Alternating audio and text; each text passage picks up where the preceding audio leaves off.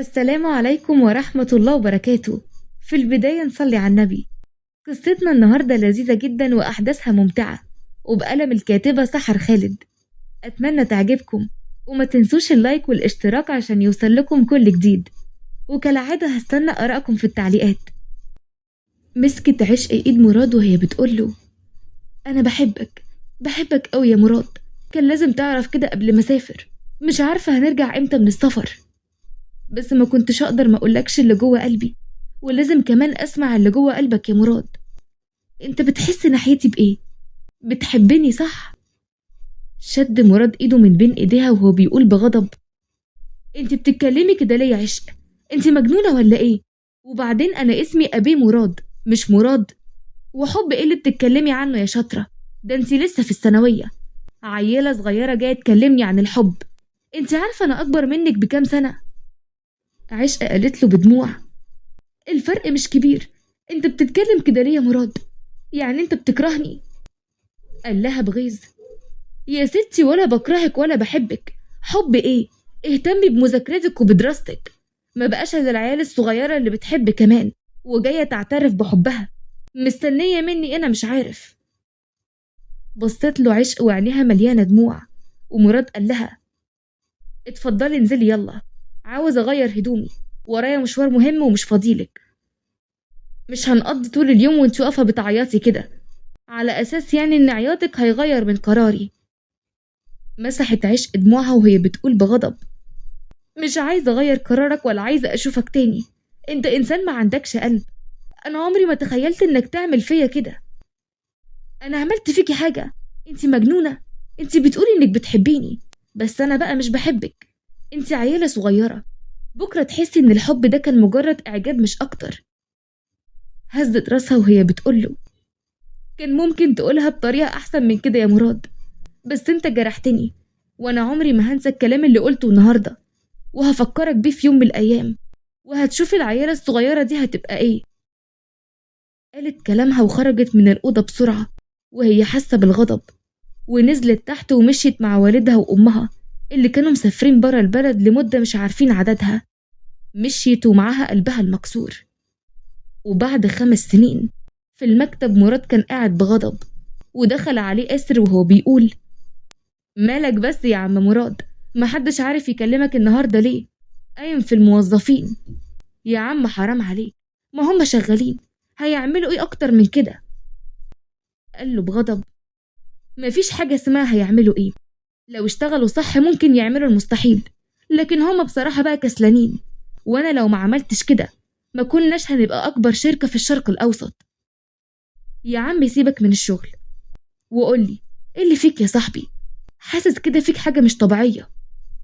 هز مراد راسه وقام وقف وهو بيقول: مفيش أي حاجة، أنا خارج عندي شغل مهم.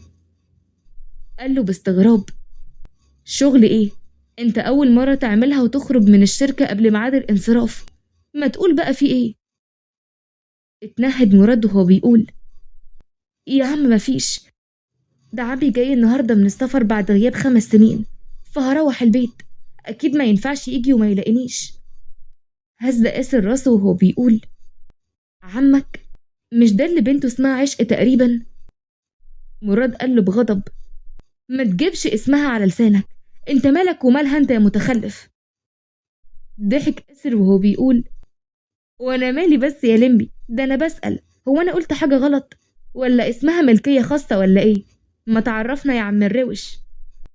قال كلامه بغمزة المراد اللي بصله بغضب وهو بيقول له: مالكش دعوة، وما تتدخلش في اللي مالكش فيه. اقسم بالله يا آسر لو اتكلمت في الموضوع ده مع اي حد هطين عيشتك، انت فاهم؟ يا عم والله فاهم، والله فاهم. حرام يا قاسي تعمل فيا كده، ده انا كنت بحبك. زقه مراد بعيد عنه وهو بيقول: بس عبط، انا خارج.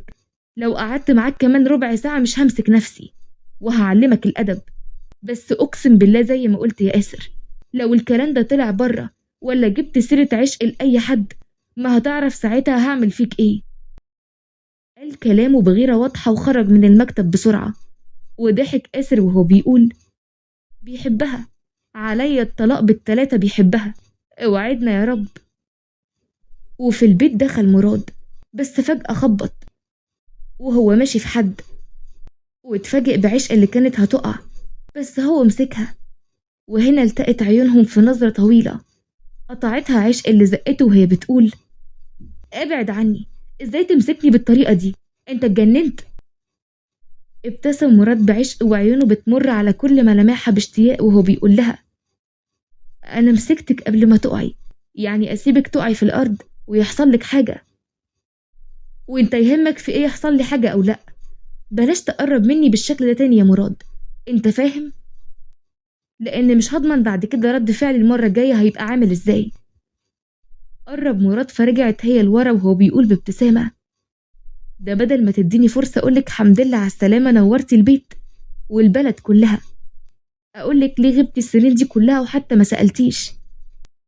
قالت له بتوتر: مش عايزة تسألني على اي حاجة، اللي بيني وبينك ما يخليناش نتكلم اصلا. قال لها بحزن: للدرجة دي قلبك اسود ولسه فاكرة اللي حصل؟ ولحد اخر يوم في عمري هفضل فاكرة اللي حصل، وان كنت اكبر غبية يوم ما فكرت ان ممكن يكون في بيني وبين واحد زيك الحب. وليه ما يكونش بينا حب؟ ده انا اللي كنت غبي يوم ما رفضت الحب ده وندمت بعدها سنين. ضحكت عشق وهي بتقول: انت بتهزر ولا بتتكلم بجد؟ بعد السنين دي كلها جاي تقولي انك ندمان وانك كنت غبي؟ فاكرني لسه عشق العيلة الصغيرة اللي هتصدق كلامك وهترمي نفسها في حضنك وتقولك وانا كمان بحبك ومش عايزة اسيبك؟ لا فوق يا مراد بيه، انت ما بقتش في قلبي. مسك مراد ايديها بغضب وهو بيقول: معنى كلامك ده ان شاء الله ان في حد تاني دخل قلبك؟ صدقيني يا عشق، لو عرفت ان ده حصل رد فعلي مش هيعجبك. انت ليا لوحدي، انت فاهمة؟ سواء عجبك او لا هتكوني ليا، سواء لسه بتحبيني او لا برضو فهتكوني ليا، مفيش عندك خيارات.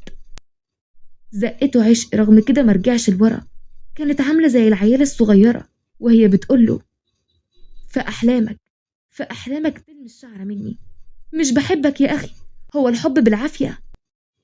قالت كلامها بغضب وسابته ومشيت وهي مش مصدقة اللي هو عمله.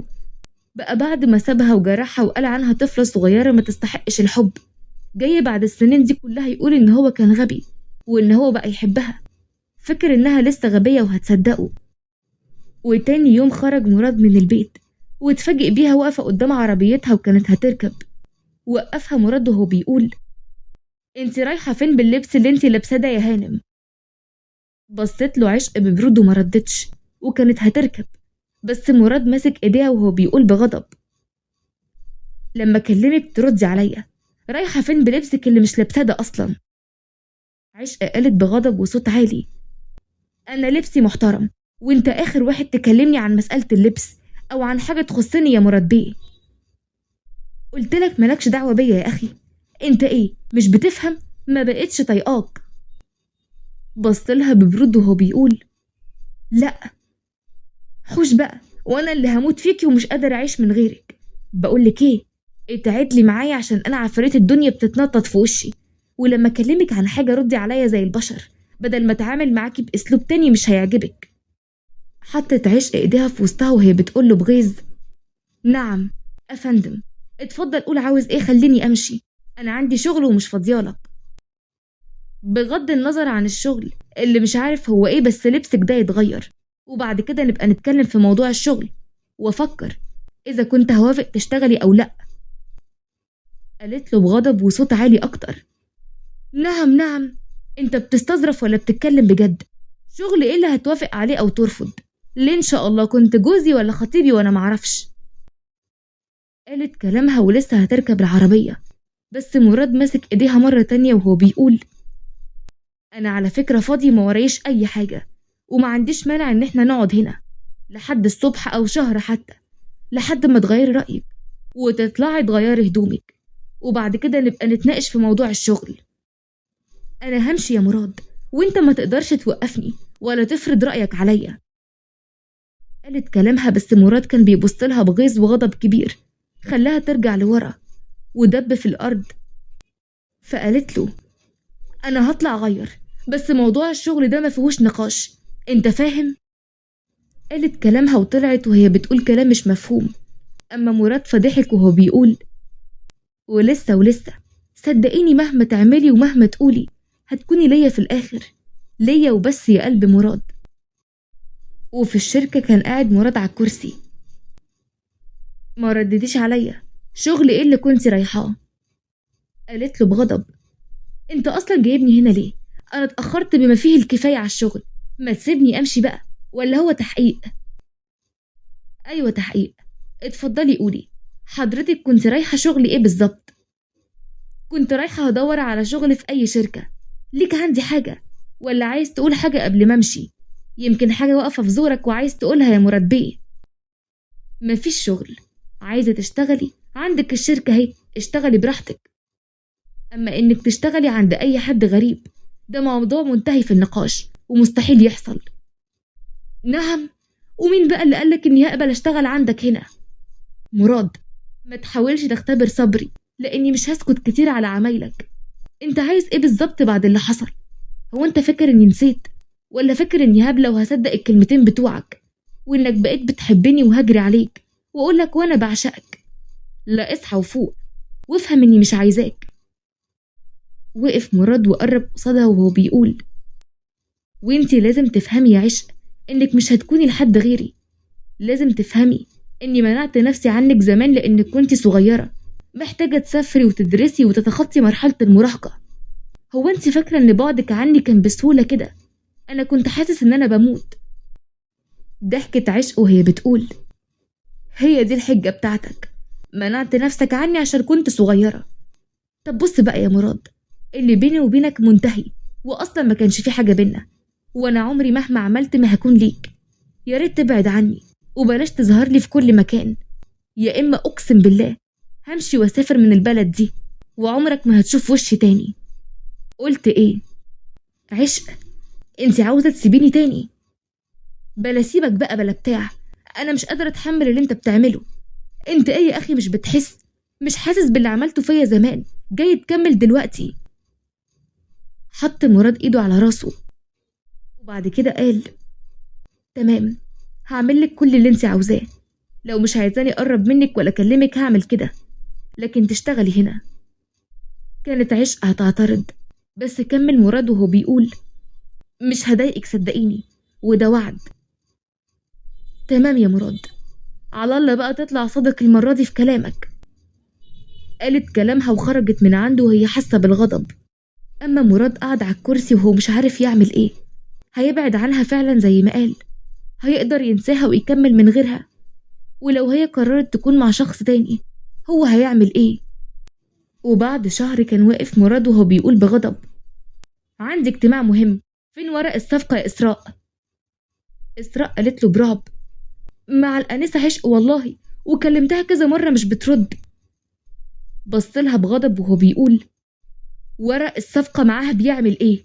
المفروض ان انتي السكرتيرة بتاعتي، هي مالها ومال ورق الشركة؟ انا اسفة والله، بس كنا شغالين امبارح مع بعض ونسيت الورق معاها. بجد انا اسفة يا مراد بيه، انا هكلمها تاني واكيد هترد، والورق هيكون عندك خلال 5 دقايق. احسن لك يكون عندي فعلا خلال 5 دقايق. الاجتماع قرب يبدأ، والاجتماع لو باظ يا اسراء صدقيني ده هيبقى اخر يوم ليكي معايا في الشركة. لا لا، ان شاء الله هتيجي وهتجيب الورق. هخرج واكلمها تاني يا مراد بيه، اسفة مرة تانية. قالت كلامها برعب وخرجت من المكتب.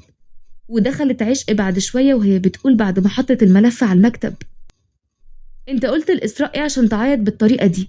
هو انت ايه يا اخي، قلبك حجر مش بيحس؟ اتكلم مع الناس بالراحة شوية، مش كل الناس هتستحمل عصبيتك وصوتك العالي. ورق الصفقة كان بيعمل معاكي ايه؟ هي نسيته معايا والله امبارح، واكيد ده غصب عنها. والدتها كانت تعبانة عشان كده مشيت على طول وسابت الورق. بلاش تخليها تمشي من الشغل يا مراد.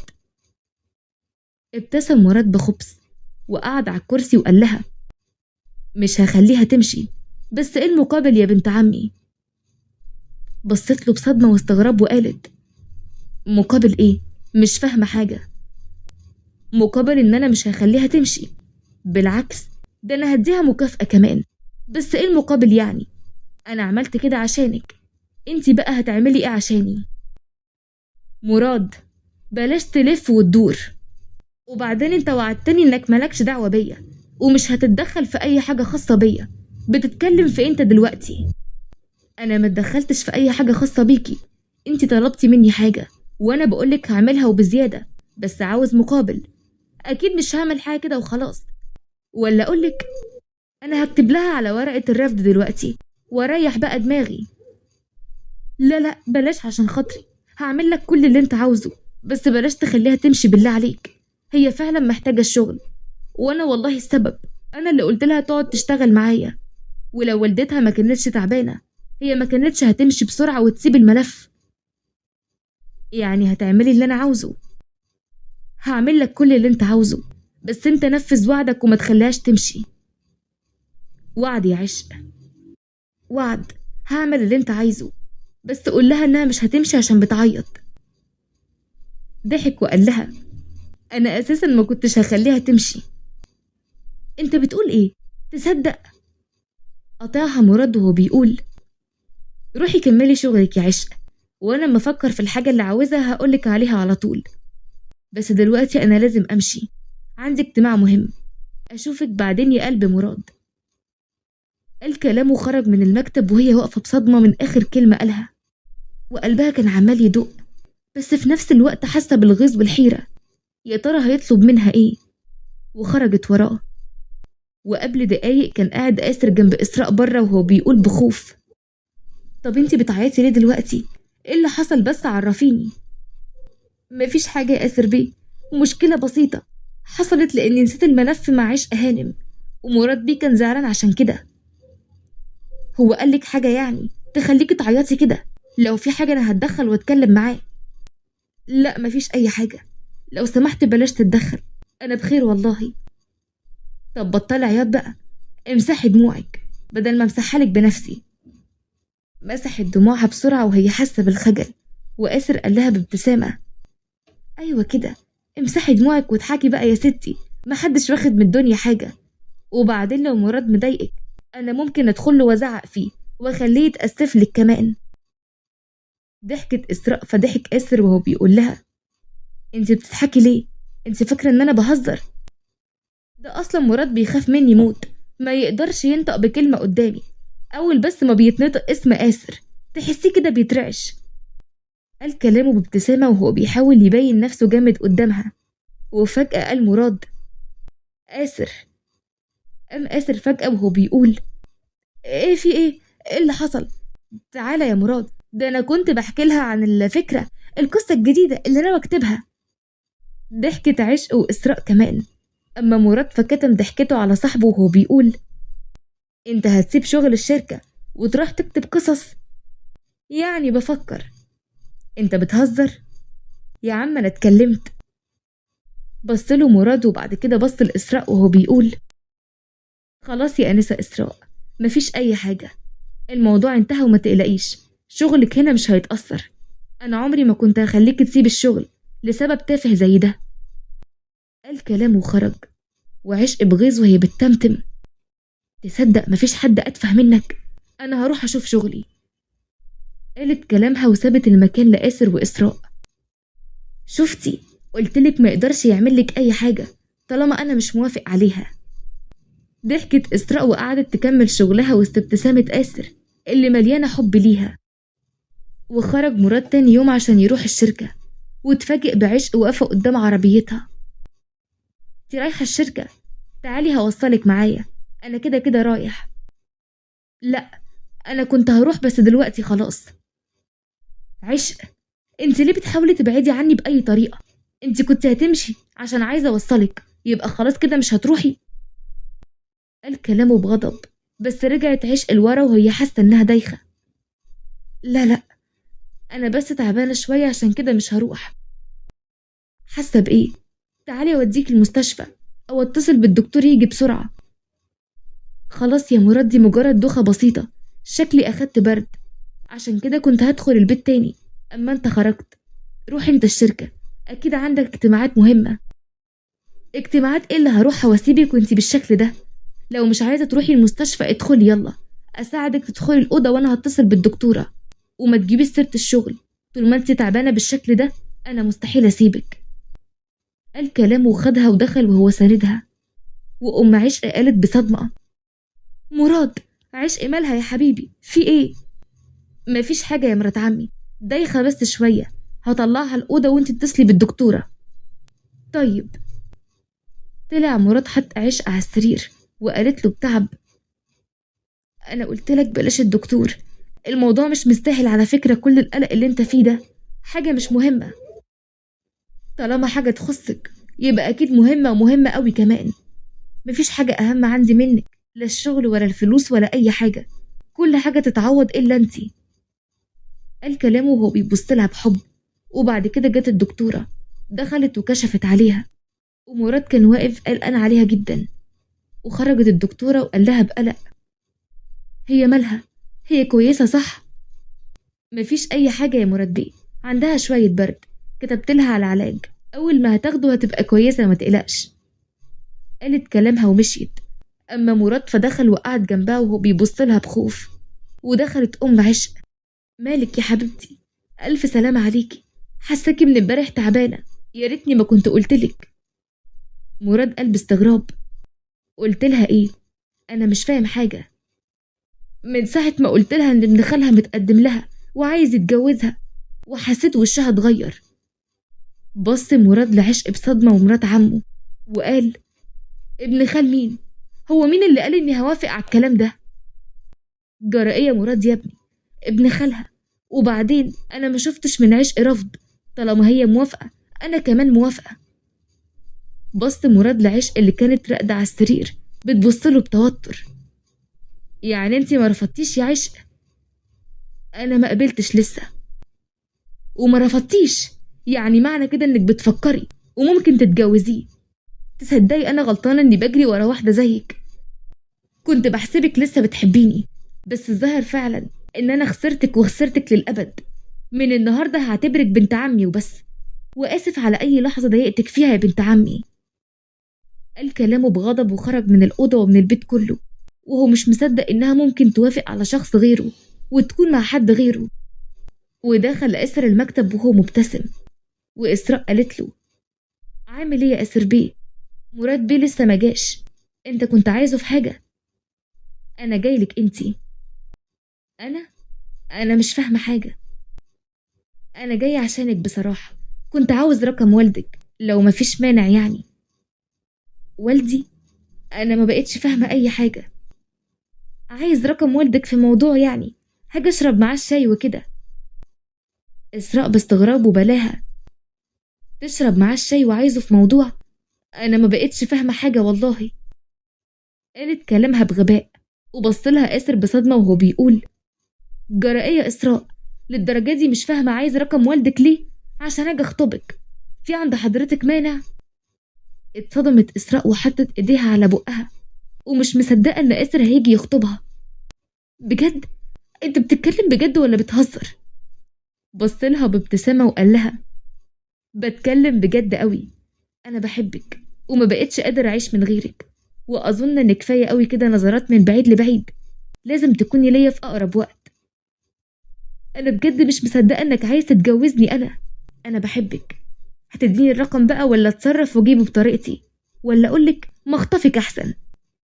ضحكت اسراء وادته الرقم وهي حاسه بسعاده كبيره. وغمز لها آسر وهو بيقول: بكره تكوني ليا يا قلب آسر. قال كلامه وخد الرقم وخرج من المكتب بسرعة وراح يكلم والدها وياخد منه ميعاد. وبعد يومين كان مراد ما بيرجعش البيت، واتصلت عشق بآسر اللي خدها ووصلها المكان اللي هو فيه. كان واقف قدام البحر. قربت منه وهي بتقول: مراد، أنا عايزة أتكلم معاك. بصلها بغضب: إيه اللي جابك هنا؟ أظن بقى إني مضايقتكيش طول اليومين اللي فاتوا، ولا في حاجة حصلت وأنا معرفش؟ أنا ما كنتش هوافق والله ما كنت هوافق. امال كنتي مستنيه ايه؟ ما رفضتيش ليه؟ بصراحه كنت عاوزه انك تعرف، كنت عاوزه اشوفك هتتغير عليا وتغير عليا ولا لا. بصلها مراد بصدمه فهي كملت: انا اسفه والله، انا عارفه ان تفكيري غبي، بس هو ده اللي جه في بالي، لكن صدقني أنا كنت هرفضه. طيب وشفتي إيه؟ ولا حاجة، ما شفتش حاجة. ابتسم مراد وقرب وهو بيقول لها يعني ما شفتش إن أنا غيران عليكي؟ ما شفتيش إن أنا بحبك وما أقدرش أعيش من غيرك؟ ما شفتيش قد إيه أنا بعشقك يا عشق؟ مراد بلاش الكلام ده، قوليها، قولي بحبك يا مراد، وصدقيني هعمل أي حاجة عشان أساعدك وهعوضك. صدقيني أنا بعتك زمان عشان مصلحتك، عشان كنت عاوزك تعرفي مشاعرك بجد. ما كنتش هتحمل لو بقيت معاكي وبعدها اكتشفتي إنك مش بتحبيني وإنه كان مجرد إعجاب. ما كنتش هتحمل بعدك عني. بس كلامك كان قاسي عليا قوي يا مراد. ما كنتش اتخيل انك هتقول كده في يوم من الايام، وانك مش بتحبني واني مجرد طفلة. كان كلامك قاسي جدا. مسح دموعه وهو بيقول حقك على قلبي، كان على عيني، كل كلمة بتطلع من جوه قلبي. صدقيني هعوضك وهخليكي تنسي الايام دي خالص، بس قوليها. ابتسمت عشق بسعادة وهي بتبص لمراد، مش مصدقة ان اخيرا حلمها اتحقق ومراد حبها ومستني كلمة منها. ابتسمت وهي بتقول أنا بحبك يا مراد، بحبك قوي، بس بلاش تجرحني المرة دي. ابتسم وضمها وهو بيقول مفيش وجع المرة دي، في حب وبس وفرح وسعادة. قال كلامه وهو ماسك ايديها. يلا خلينا بقى نمشي من هنا. هنروح على فين؟ هنروح البيت عشان اخطبك. ما انا مش هسيبك النهاردة الا وانتي مراتي وعلى اسمي، قبل ما تغيري رأيك. اصل انا بصراحة مضمنكيش. بصيت له بغيظ وقالت بقى كده تصدق ان انا غلطانة ان انا كلمتك؟ انا همشي لوحدي احسن. قالت كلامها وهي بتمشي، بس مراد مسك ايديها وهو بيقول بهزر، بهزر يا مجنونة، انا اضمنك بعيوني، بس برضه هنكتب الكتاب النهاردة وده اخر كلام عندي. قال كلامه بابتسامة وهو بيبص لها بعشق وحب كبير. وتم كتب الكتاب، وبعدها باسبوع كان واقف مراد وهو لابس بدلة ومستني عشق اللي خرجت بفستانها الابيض، وقرب بسعادة كبيرة. انا مش مصدق، انتي خلاص بقيتي مراتي وعلى اسمي. انا اسعد واحد في الكون، انا بحبك قوي قوي. ضحكت عشق بفرحة وهي بتقوله وانا كمان بحبك. وفي الوقت ده كان آسر واقف وهو بيقول اسمعوني، اسمعوني كلكم، انا النهاردة قدام الناس دي كلها قررت اخطب اكتر انسانة حبيتها وما اقدرش اعيش من غيرها، وهي اسراء. حطت اسراء ايديها على بقها بصدمة وهي مش مصدقة ده هيتقدم لها قدام كل الناس دي وفي فرح مراد. قرب آسر وركع قدامها وهو بيقول من ساعة ما شفتك أول مرة ما جيتي تشتغلي في الشركة وأنا معجب بيكي. كنت بحاول أخبي الإعجاب ده، بس غصب عني حبك بدأ يزيد أكتر وأكتر، لدرجة إني ما بقتش قادرة أتحمل، وقررت إنك هتكوني ليا. والنهاردة وبموافقة والدك طبعا قدام الناس دي كلها، أنا جاي بطلب إيدك وأقولك إني هعمل أي حاجة عشان أساعدك وأفرحك وعشان أكون الشخص اللي يستهلك. بجد يا إسراء، موافقة تكملي حياتك معايا.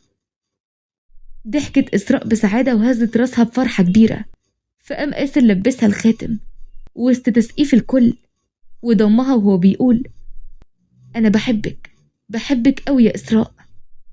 إسراء قالت له بسعادة وحب كبير وأنا كمان بحبك يا آسر، ربنا يخليك ليا يا حبيبي. وبعد شهور دخلت عشق المكتب وبصت للبنت اللي كانت مكان إسراء وهي بتقول مراد فين؟ عزة قالت بابتسامة عشق هانم، مراد بيه في اجتماع مع هايدي هانم صاحبة الشركة الأجنبية، ممكن تقعدي هنا وأول ما الاجتماع يخلص ادخلي على طول. اجتماع وبنت أجنبية وعايزاني أقعد جنبيكي؟ اوعي من وشي، خليني أشوف آخرتها مع أستاذ مراد اللي مش هيجيبها البر النهاردة. قالت كلامها ودخلت المكتب من غير حتى ما تخبط. وقام مراد وهو بيقول عشق حبيبتي، ايه اللي جابك؟ فيكي حاجة؟ حاسة انك تعبانة؟ اتصل بالدكتورة اللي بتتابعي معاها الحمل. هزت عشق راسها وقربت قعدت على الكرسي وهي بتبص للأجنبية اللي كانت قاعدة قدام مراد وهي بتقول لا يا حبيبي، أنا لقيت نفسي فاضية قلت أقعد معاك شوية، أصلك وحشتني قوي يا مراد. بصلها مراد بصدمة وقعد هو كمان. وهايدي قالت: مراتك دي يا مراد كتكوتة قوي في نفسها، تحس إنها عيالة صغيرة كده. قامت عشق وقالت بغضب: مين دي اللي عيالة صغيرة؟ ما تحترمي نفسك. عشق: اقعدي يا حبيبتي، هي ما قالتش حاجة. ليه إن شاء الله؟ هو أنت كمان شايفني عيالة صغيرة؟ تصدق إن أنا غلطانة إني جيت عندك؟ قالت كلامها فقامت هايدي وهي بتقول بتوتر: أنا شكلي بوظت الموضوع، أنا آسفة يا أستاذ مراد، ما كانش قصدي والله، هسيبك دلوقتي مع المدام. قالت كلامها وخرجت بسرعة من المكتب وبتوتر وخوف من عشق اللي كان منظرها يخوف. قرب مراد من عشق اللي كانت حاسة بالغضب وضمها وهو بيقول: مين اللي قال إني شايفك طفلة يا مجنونة؟ أنا شايفك أجمل بنت في الكون، انتي حبيبتي وروحي وأم ابني اللي جاي، بطلي جنان بقى والغيرة دي، يعني انت كمان شايفني مجنونة؟ ضحك مراد وهو بيقول لها: تصدقي انتي أجمل مجنونة شافتها عينيا، بعشقك يا مجننان انتي. غصب عنها ضحكت وهي بتقول: وأنا كمان بحبك، بلاش بقى تعمل اجتماعات مع الأجانب أحسن لك، ولا انت ايه رأيك يا أستاذ مراد؟ ضحك مراد عليها وهو بيقول: الرأي رأيك يا قلب الأستاذ مراد،